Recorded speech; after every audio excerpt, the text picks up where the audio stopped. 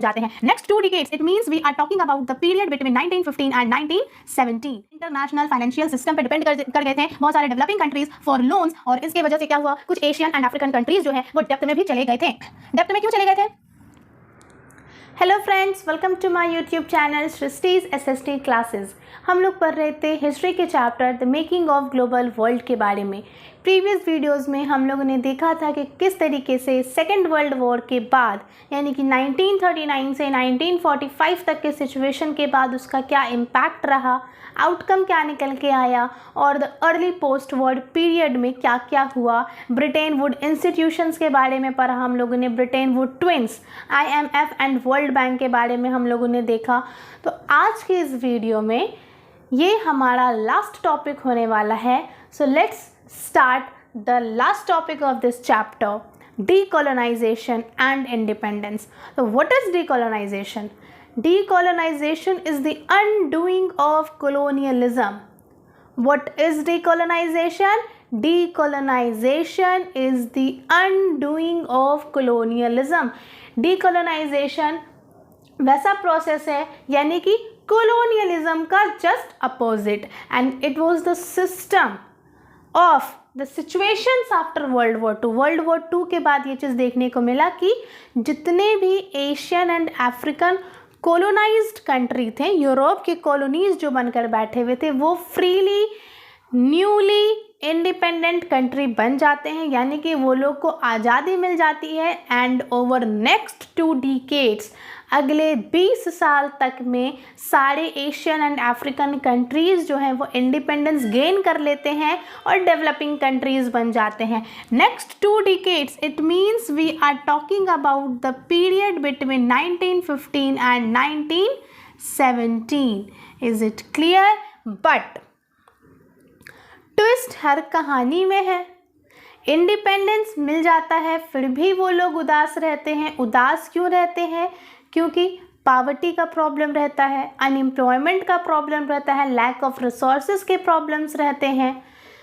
तो क्या इन सारे प्रॉब्लम्स को भी तो हमको रीबिल्ड करना होगा। इकोनॉमिक लॉस जितना हुआ उसका, यानी कि फाइनेंशियल प्रॉब्लम आ जाता है कंट्री में, तो उन सारे चीज़ों को रीबिल्ड करना था। अब उन सारे चीज़ों को रीबिल्ड करने में क्या हमने जो ब्रिटेन वुड इंस्टीट्यूशन के बारे में पढ़ा था, IMF और वर्ल्ड बैंक के बारे में देखा था, क्या वो दोनों सेक्टर डेवलपिंग कंट्रीज़ का हेल्प करती है? नहीं, इनिशियली नहीं करती है, बाद में करती है। क्यों नहीं करती है उसके बारे में भी हम लोग देखेंगे। इनिशियली वो हेल्प इसीलिए नहीं करती है क्योंकि they were designed to meet the need of only industrial countries. वो सिर्फ इंडस्ट्रियल डेवलप्ड कंट्रीज़ के नीड को मीट करने के लिए बनाई गई थी। डेवलप्ड कंट्रीज़ के नीड को मीट करने के लिए बनाई गई थी, ठीक है। और उसमें क्या था कि ये चैलेंजेस फेस करने का क्षमता उसमें नहीं डाला गया था कि अगर कहीं पे फाइनेंशियल लॉस हो रहा है, किसी डेवलपिंग कंट्री में पावर्टी है, तो आप उन सारे चीज़ों को हटा दीजिएगा, ठीक है। तो ये सिर्फ और सिर्फ इंडस्ट्रियल कंट्रीज़ को हेल्प करती थी, डेवलप्ड कंट्रीज़ को हेल्प करती थी। बट पैरेलली हम लोगों ने क्या देखा कि धीरे धीरे यूरोप और जापान जो है वो अपना इकोनॉमिक सिस्टम रीबिल्ड कर लेता है और बहुत तेज़ी से रीबिल्ड करता है। तो जब ये अपना इकोनॉमिक सिस्टम रीबिल्ड कर देता है, देन अब IMF और वर्ल्ड बैंक के ऊपर वो लोग लेस डिपेंडेंट हो जाते हैं। लेस डिपेंडेंट हो जाते हैं तो इससे IMF और World bank Asian and African यानी कि न्यूली डेवलपिंग कंट्रीज़ को कैसे हेल्प करेगा। पुराने कस्टमर गए तो नए कस्टमर भी तो चाहिए, बिजनेस चलेगा कैसे। तो जब IMF और वर्ल्ड बैंक के पुराने कस्टमर यानी कि यूरोप और जापान जब चले गए, यानी कि जब लेस डिपेंडेंट हो गए इस पे, तो इन्होंने अपना न्यू कस्टमर किसको चुना? डेवलपिंग कंट्रीज़ को। And then after in the late 1950s IMF and world bank shift their attention to the newly developing countries. और उसके बाद ये देखने को मिला कि IMF और वर्ल्ड बैंक जो इनिशियली तो हेल्प नहीं किए। क्यों नहीं किए? क्योंकि उसको डिज़ाइन ही उस तरीके से किया गया था कि आप सिर्फ डेवलप्ड कंट्रीज़ को देखिएगा। But later on we see that they shifted their attention towards the developing countries. Is it clear? तो बहुत सारे चैलेंजेस भी फेस करने को मिले and the challenges meet to the neo colonialism. What is neo colonialism? What do you mean by neo? Neo means new. Neo means new. What is new colonialism? अभी तो हम लोगों ने देखा कि कॉलोनियल रूल ख़त्म हो गया, डी कॉलोनियल रूल आ गया. जो भी Asian and African countries Europe की कॉलोनीज़ बनकर बैठे हुए थे वो आज़ाद हो गए. तो फिर न्यू कॉलोनियलिज्म क्या आया? तो बहुत सारे चैलेंजेस फेस करने को मिले. न्यू कॉलोनियलिज्म यानी कि वो सारे प्रोसेस, मैंने भी क्या बोला, इंडिपेंडेंट तो हो गए थे बट लैक ऑफ रिसोर्सेज थे, पावर्टी प्रॉब्लम थी, अनएम्प्लॉयमेंट प्रॉब्लम थी. तो ये सारे चीज़ जो है वो नियो कॉलोनियलिज्म में आ जाएंगे. And the most important thing in the neo colonial period was, कौन हेल्प कर रहा था रीबिल्ड करने में डेवलपिंग कंट्रीज़ को? लास्ट में IMF and world bank. IMF और वर्ल्ड बैंक को डोमिनेट कौन कर रहा था? Western countries. एंड ये लोग डीकोलोनाइज्ड यानी कि आज़ादी किससे पाए थे? वेस्टर्न कंट्रीज से. तो IMF और वर्ल्ड बैंक जो भी हेल्प कर रहा था उसके बैक सपोर्ट में कौन था? वेस्टर्न कंट्रीज ही था. यानी कि अगर ये बोल रहा है आप ऐसे कीजिए तो IMF और वर्ल्ड बैंक नहीं बोल रहा है, वेस्टर्न कंट्रीज बोल रहा है. यानी कि कॉलोनियलिज्म के बाद भी, IMF और वर्ल्ड बैंक के हेल्प के बाद भी एक चैलेंज फेस करने को मिलता है न्यूली डेवलपिंग कंट्रीज़ को. And that challenge was known as neo colonialism. ठीक है, उसके बारे में भी हम लोग देखेंगे. What were the challenges faced by the developing countries. तब तक आप लोग यहाँ तक स्क्रीनशॉट ले लो. Now what were the challenges faced by the newly independent countries. तभी मैंने क्या बोला, IMF और वर्ल्ड बैंक लास्ट में हेल्प तो करते हैं उनको अपनी इकोनॉमी रीबिल्ड करने में. ठीक है, जितने भी इकोनॉमिक लॉसेस हुए थे. बट IMF और वर्ल्ड बैंक को कौन कंट्रोल कर रहा था? वही सारे वेस्टर्न कंट्रीज़ जहाँ पे ये ब्रिटेन वुड इंस्टीट्यूशंस बनाए गए थे. तो बैक सपोर्ट किसका था? वेस्टर्न कंट्रीज़ का ही बैक सपोर्ट था. सो IMF and world bank was the part of western countries. और जो जितने भी न्यूली इंडिपेंडेंट कंट्रीज़ थे उनका मोटो क्या था? उनका मोटो था पावर्टी को ख़त्म कर देना, यानी कि पावर्टी को कंट्री से हटा देना. बट बहुत सालों तक ये देखा गया, मतलब आफ्टर इंडिपेंडेंस बहुत सालों तक ये देखा गया कि जितने भी वेस्टर्न कंट्रीज़ थे they were still controlled over their vital resources. जितने भी मिनरल्स, जितने भी रॉ मटेरियल्स, यानी कि जितने भी टाइप ऑफ रिसोर्सेज थे इंडिपेंडेंट कंट्री के, डेवलपिंग कंट्री के, तो बहुत सालों तक ये देखा गया कि वेस्टर्न कंट्रीज़ का उस पर कंट्रोल था. कंट्रोल कैसे था? डायरेक्ट कंट्रोल अब वो नहीं कर सकते थे क्योंकि कॉलोनियल पीरियड चला गया था. बट वो लार्ज कॉलोनियल पीरियड की वजह से ये सारे कुछ डेवलपिंग कंट्रीज़ को फेस करना पड़ा through IMF and World Bank, यानी कि through Britain would institutions. Just because Britain would institutions were the part of the western countries. तो IMF और वर्ल्ड बैंक क्या करते थे? डेवलपिंग कंट्रीज़ का हेल्प करते थे और क्या बोलते थे कि हम तुम्हारा इस चीज़ में हेल्प कर रहे हैं, उसके बदले क्या चाहिए हमको? ये रिसोर्स चाहिए. ये बात IMF और वर्ल्ड बैंक से बुलवाया जाता था. बुलवाता कौन था? Western countries. तो इसीलिए देखा गया कि बहुत सालों तक वेस्टर्न कंट्रीज़ का कंट्रोल रहा न्यूली इंडिपेंडेंट डेवलपिंग कंट्रीज़ पर for their vital resources, for their minerals. Is it clear? Then अब हम लोग क्या देखते हैं, डीकोलोनाइजेशन एंड इंडिपेंडेंस में बहुत सारे प्रॉब्लम्स को फेस करना पड़ा, बहुत सारे प्रॉब्लम्स को फेस करना पड़ा. And what were that problems? तो क्या क्या हुआ, चैलेंजेस फेस हुआ, प्रॉब्लम्स क्या क्या आया? प्रॉब्लम्स ये सारा आया कि पावर्टी को हटाना था, उसके बाद वाइटल रिसोर्सेज को, मेनली वेस्टर्न कंट्रीज़ का कंट्रोल किस पे था? रिसोर्सेज पे था. तो जब मेनली उनका जो मोटो क्या था सबसे पहला कि वाइटल रिसोर्सेज को अपने कब्जे में करना, यानी कि हमारी कंट्री का रिसोर्स है, हम यूज़ ही नहीं कर रहे हैं और वेस्टर्न कंट्रीज उठा के लेते जा रहे हैं, ठीक है। तो वो लोग क्या किए, जितने भी न्यूली इंडिपेंडेंट कंट्रीज़ थे वो लोग एक ग्रुप फॉर्म किए, यानी कि total 77 countries were together made a group as new international economic order, neo, ठीक है, न्यू, अ ग्रुप ऑफ 77 और वी से इट G77।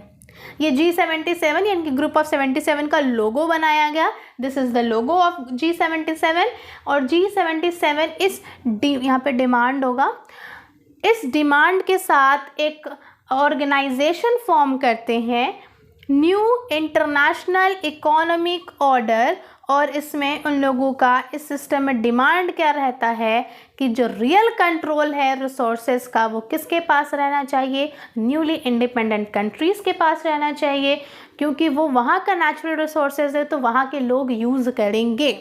तो this was all about the decolonisation and independence, यानी कि किस तरीके से यूरोपियन कंट्रीज से Asian and African colonial country decolonise होती है, बट आफ्टर डीकोलोनाइजेशन प्रोसेस उन लोगों को न्यू कॉलोनियलिज्म को फेस करना पड़ता है। And this is the new colonialism process. Challenges में मैंने क्या बोला था, न्यू कॉलोनियलिज्म आएगा। न्यू कॉलोनियलिज्म यानी कि न्यू कॉलोनियलिज्म, नए तरीके से उसको रूल करना, उसके ऊपर डोमिनेट करना। तो नए तरीके से कौन डोमिनेट कर रहा था, वेस्टर्न कंट्रीज डोमिनेट कर रही थी। किसके द्वारा डोमिनेट कर रही थी, IMF एंड वर्ल्ड बैंक के द्वारा डोमिनेट कर रही थी। तो ये सारे चीज़ों से छुटकारा पाने के लिए total group of 77 newly independent countries were together form a group of 77 as an organisation of new international economic order that meet the demands and meet the control of their real natural resources to their own citizens of the country. Is it clear? So this is all about the decolonization and independence process. तो यहाँ तक आप लोग note down कर लीजिए. Let's come to the last topic of this chapter, and the topic is end of Bretton Woods institution and the beginning of globalization. अब आप लोग बोलोगे कि मैम IMF और वर्ल्ड बैंक तो आज भी है, तो and of Bretton Wood institution कैसे हुआ? IMF और वर्ल्ड बैंक आज भी है, वेस्टर्न कंट्रीज़ में ही है, बट वो अपना एक खुद का, वो नहीं बोलते खुद का ओहदा डेवलप कर लिया है। अब उसके बैक सपोर्ट में कोई नहीं है, वो खुद से डिसीजन लेता है और खुद से हेल्प करता है लोगों का, जिसको भी उसको करना है। So end of Bretton Wood institution, end of the colonial rule and the beginning of the globalisation. Globalisation तो पहले से चलते हुए आ रहा था, बट वो शिफ्ट होता है एक प्रॉपर वे में, वो शिफ्ट होता है, यानी कि end of Bretton Wood system and the beginning of globalisation, यानी कि जो फिक्स्ड एक्सचेंज रेट था वो ख़त्म होता है और उसके जगह फिक्स्ड एक्सचेंज रेट किसके तरफ शिफ्ट होता है, फ्लोटिंग एक्सचेंज रेट के तरफ। And what is this floating exchange rate and what is the fixed exchange rate? Actually मैंने ये दोनों पॉइंट भी पढ़ा रखा है प्रीवियस कुछ वीडियोस में, प्रीवियस पार्ट 6 और पार्ट 7 में, बट नो वरी, मैं यहाँ पे फिर से पढ़ा देती हूँ। फिक्स्ड एक्सचेंज रेट यानी कि जितने भी डिमांड एंड सप्लाईज पर जो मार्केट डिपेंड करते हैं और वहाँ का जो प्रोडक्ट का वैल्यू है वो फिक्स रहता है, that was the fixed exchange rate.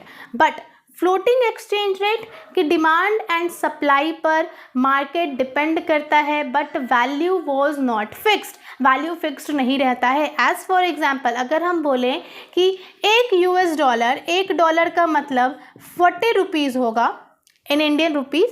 अगर हम ये एग्जांपल ले रहे हैं, ये मत समझ लेना कि $1 का मतलब 40 रुपये, ठीक है।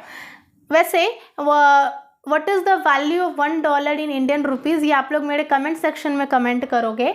सो $1 इज इक्वल टू 40 रुपीज़, ठीक है।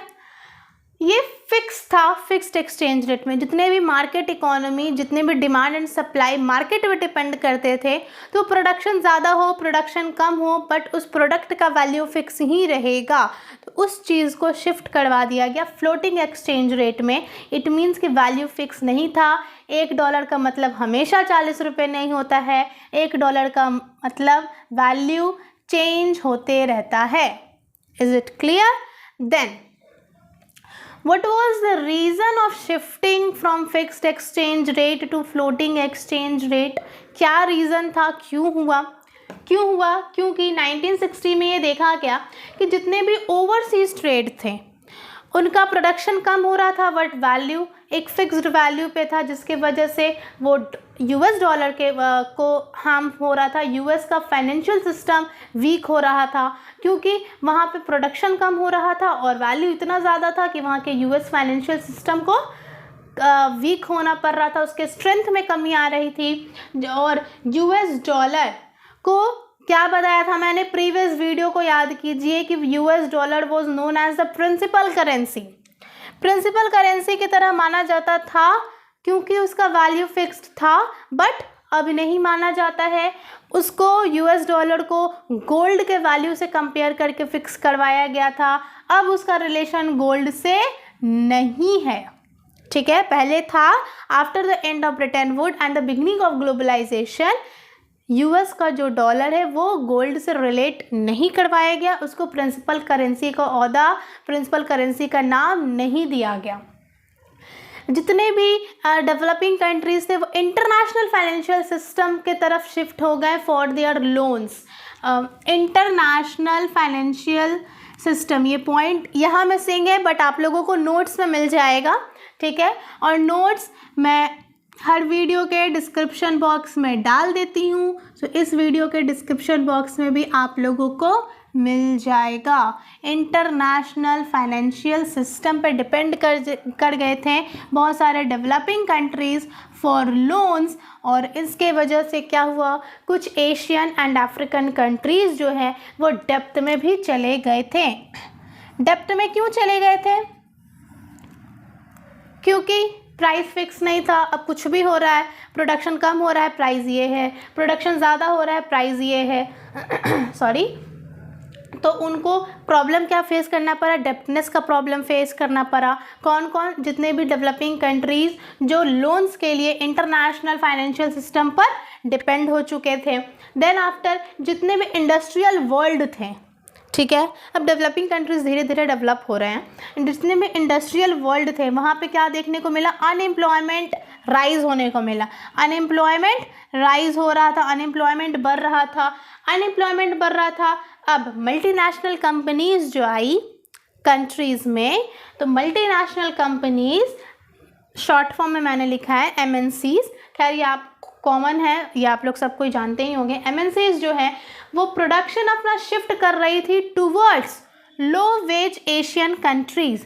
लो वेज एशियन कंट्रीज़ की तरफ वो अपना प्रोडक्शन शिफ्ट कर रही थी, और वो जितने भी लो वेज एशियन कंट्रीज़ थे वो सारे, उसमें से मैक्सिमम कंट्रीज़ जो हैं वो अंडर डेप्थ थे इंटरनेशनल फाइनेंशियल सिस्टम के, ठीक है। और उसके बाद चाइना को क्या देखने को मिला? MNCs के through China was the most attractive destination for the investment of foreign financial system by MNCs। जितने भी MNCs जो इन्वेस्टमेंट कर रहे थे कंट्रीज़ में, तो जब वो लोग लो वेज एशियन कंट्रीज़ की तरफ शिफ्ट कर जाते हैं, उसके बाद चाइना को उन्होंने देखा कि China was the attractive destination for the investment of foreign money, for the investment of foreigners by MNCs। तो beginning of globalisation, global world तो शुरू से बनते हुए आ रहा है। पूरे चैप्टर में हम लोगों ने देखा कि कुछ भी घटना होता है, कोई भी चैलेंजेस फेस करने को मिलते हैं, वो आफ्टर अ प्रॉपर सॉल्यूशन क्या होता है, ग्लोबली जुड़ जाता है, यानी कि ग्लोबल वर्ल्ड से कनेक्ट हो जाता है और हमारा ग्लोबल वर्ल्ड बन जाता है। तो आज हम लोग जितने भी अलग अलग कंट्रीज़ देख रहे हैं उन सब का अपना एक हिस्ट्री है, ठीक है। वो सारे मैंने आप लोगों को पढ़ा भी दिया है। नेशनलिज्म इन यूरोप में, नेशनलिज्म इन इंडिया में, तो इंडिया कैसे इंडिपेंडेंट हुआ उसके बारे में पढ़ा। नेशनलिज्म इन यूरोप में आप लोगों ने सिर्फ फ्रांस का ही नहीं, बहुत सारे ब्राज़ील और इटली, जर्मनी, इन सब के इंडिपेंडेंस के बारे में भी सुना। तो ऑलमोस्ट नेक्स्ट 2 डिकेड्स तक, next 2 decades it means 1970 to 1990 तक में क्या देखने को मिलता है, जितने भी डेवलपिंग कंट्रीज़ थे, न्यूली डेवलपिंग कंट्रीज़, वो सारे अपने पोजीशन को सेटल करते हैं, ठीक है। जिसमें कौन कौन आता है, इंडिया आता है, चाइना आता है, ब्राज़ील आता है, इटली आता है, ये सारे कुछ कंट्रीज़ आते हैं, ठीक है, जिनका इकोनॉमिक फाइनेंशियल सिस्टम भी बेटर हो जाता है, ठीक है।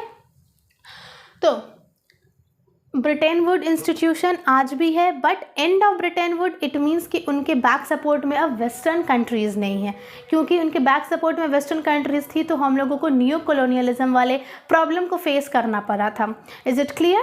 तो the making of global world, ये चैप्टर यहाँ पे ख़त्म होता है आपका, ठीक है। चलो बहुत खुश हो गए, एक चैप्टर और ख़त्म हुआ। देखो इस चैप्टर का नोट्स मैं, इस वीडियो का नोट्स मैं डिस्क्रिप्शन बॉक्स में डाल दूंगी, इस टॉपिक का, decolonisation and independence and the end of Bretton Wood institution and the beginning of globalisation, ठीक है। उसके बाद आप लोग नोट्स रीड करना, बुक रीड करना, and if you got any doubt then question me in my comment section. और मैंने इस वीडियो में क्वेश्चन पूछा है, what is the value of $1 US dollar in Indian rupees, तो इसका आंसर मेरे पास आना चाहिए इन comment box. Value of $1 is equal to how many Indian rupees, ठीक है। तो आज की इस वीडियो में इतना ही। इसी के साथ हमारा the making of global world का चैप्टर ख़त्म होता है। आप लोग बुक पढ़िए, नोट्स पढ़िए, रिवाइज़ कीजिए, वीडियोस को देखिए, और जो भी प्रॉब्लम हो, जो भी डाउट हो, आप लोग फ्री होके मेरे कमेंट सेक्शन में रिप्लाई कर सकते हैं, एंड आई एम श्योरली कि मैं उसका आंसर दूंगी। तो आज की इस वीडियो में इतना ही। नेक्स्ट वीडियो में मैं मिलती हूँ with new chapter, new topics. Thank you.